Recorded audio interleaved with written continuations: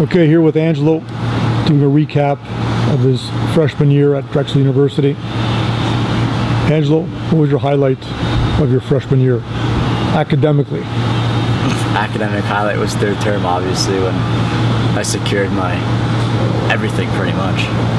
Secured me going back to school, yeah. Because you started off a little bit slow at the beginning of the year? At the start, didn't really know how to balance my time, but once I got back into it, and I realized like where I had to commit my time, it became a lot easier. And like I didn't have to sacrifice like a lot of things to get there, but I just had to make sure my time management was a lot better than what it was before. What was the toughest part of the transition, going from high school student to university student? Realizing nobody's there to tell you what to do.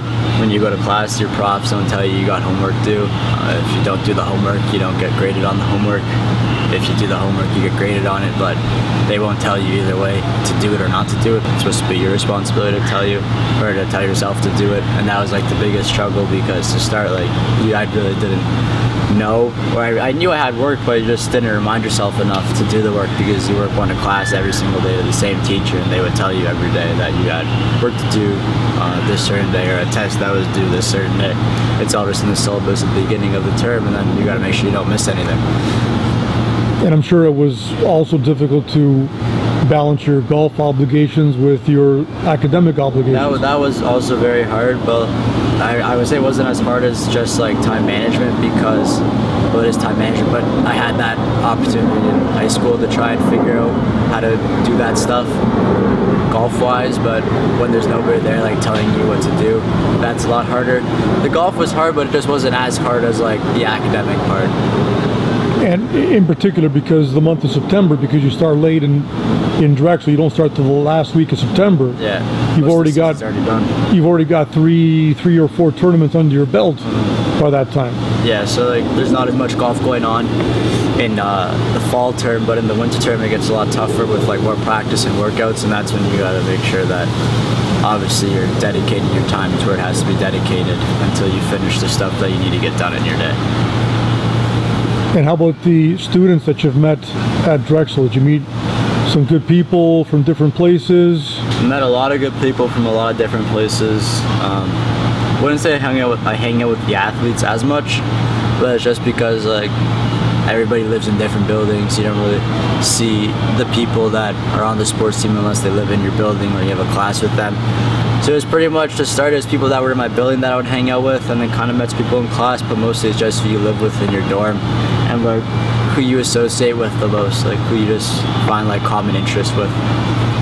You had 3 roommates, you plus 2 others were golf players. So how did that happen?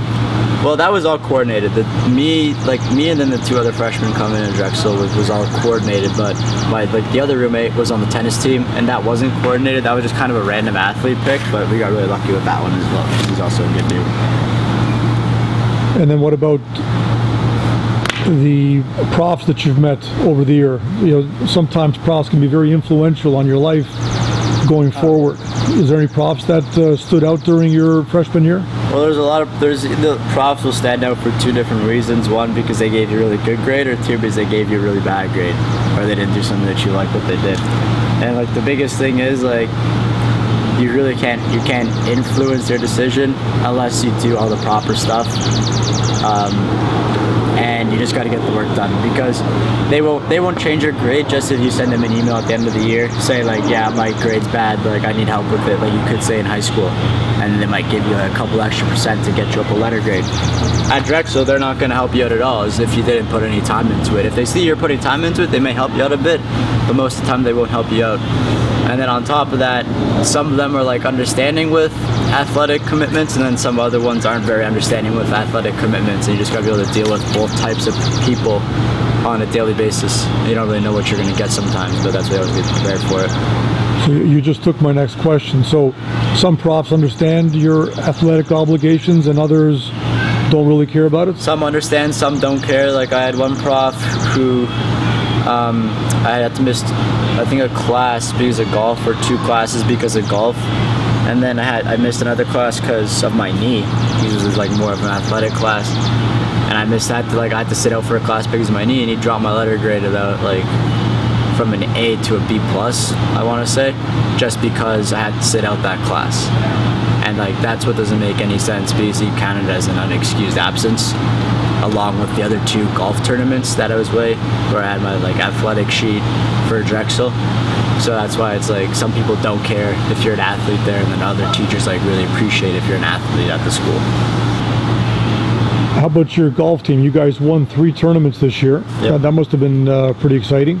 Yeah, 3 tournament wins was definitely a good way to start off my freshman year personally, especially having posted a 67 the last day in order to kind of help propel the team to a victory there. That was the one at Kishi in Vermont? Yeah, the Dartmouth Invitational.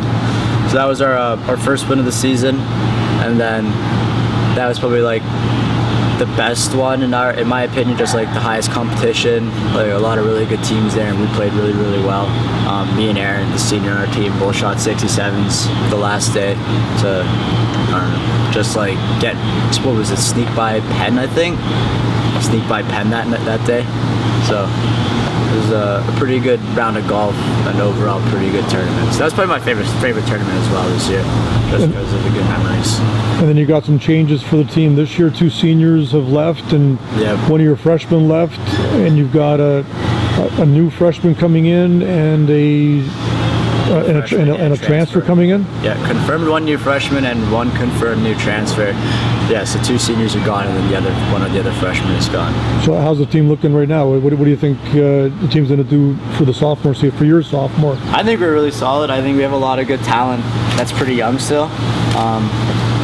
I feel like the upcoming juniors and me being an upcoming sophomore, along with the other upcoming sophomore, like we both have an opportunity to really take the team to the next level. And like we still have a bunch more years like to play, so we can, although we're anticipating a really good season next year, like we have a lot of time to amp up and still like get our ranking up even after we're done next year, because we're still not losing any of our really good talent. Yeah, you've got you, and you've got Connor as a junior next year. Yeah. And then you got AB, who's also a junior, I think. Coming up, yeah. And then you've got Cookie, who had the lowest scoring average in the team last year, I think, if I'm not mistaken. Yeah, everybody like plays their own role in the team, and like they just do their thing.